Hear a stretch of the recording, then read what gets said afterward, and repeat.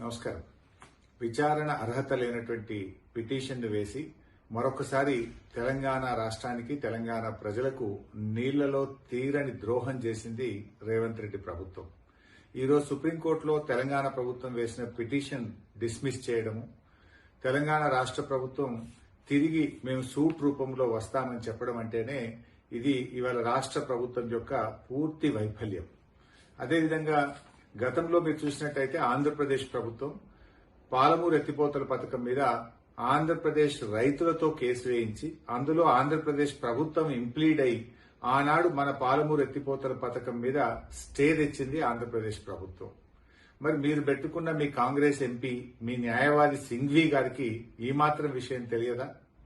అంటే ఈరోజు మీరు కావాలని ఉద్దేశపూర్వకంగానే ఈ యొక్క బలహీనమైనటువంటి రిట్ పిటిషన్ వేసి తెలంగాణ ప్రజలకు తీవ్రమైన అన్యాయం చేశారు. ఈ మాత్రం దానికి సూటు బూటు వేసుకుని ఉత్తమ్ కుమార్ రెడ్డి గారు నీళ్ల మంత్రి ఢిల్లీ దాకా పోవాల్సిన అవసరం ఉందా? ఢిల్లీ దాకా పోయి ఏం చేసిండు ఉత్తమ్ కుమార్ రెడ్డి గారు? వేసిన రిట్ పిటిషన్ విత్డ్రా చేసుకున్నారు. విత్డ్రా చేసి సూటు వేస్తాము అన్నారు. సూట్ అంటే మనకు తెలియందా? ఆ సూటు కూడా ఆంధ్రప్రదేశ్, తెలంగాణ, మహారాష్ట్ర, కర్ణాటక 4 రాష్ట్రాల మధ్య మేము సూటు వేస్తాము అంటే అది ఇప్పట్లో అయ్యేది కాదు. ఇంకా అది సంవత్సరాల తరబడి, దశాబ్దాల తరబడి పెండింగ్ లో పడిపోతుంది. అంటే పరోక్షంగా గోదావరి నల్లమల్ల సాగర్ ప్రాజెక్టుకు మీరు సహకరిస్తా ఉన్నారు. పరోక్షంగా ఇంకా ప్రాజెక్టు మీరు పూర్తి చేసుకోండి అని చెప్పి తెలంగాణ ప్రభుత్వం ఈరోజు సహకరించినటువంటి విషయం చాలా స్పష్టంగా అర్థమవుతా ఉంది.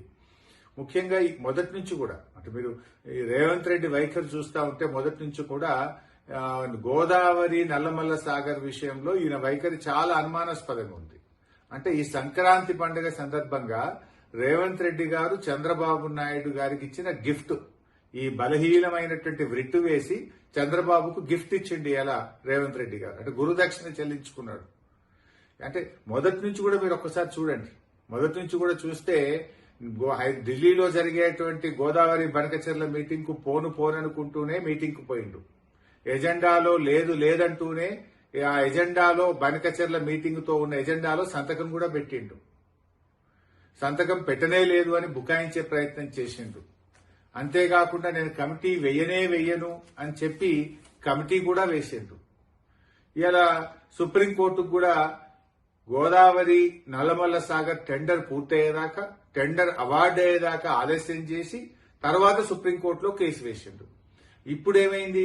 ఆ వేసిన కేసు కూడా బలహీనమైనటువంటి రిట్ వేసి దాన్ని విత్డ్రా చేసుకొని అది సూట్ వేస్తాం, మళ్ళా అది కర్ణాటక, మహారాష్ట్ర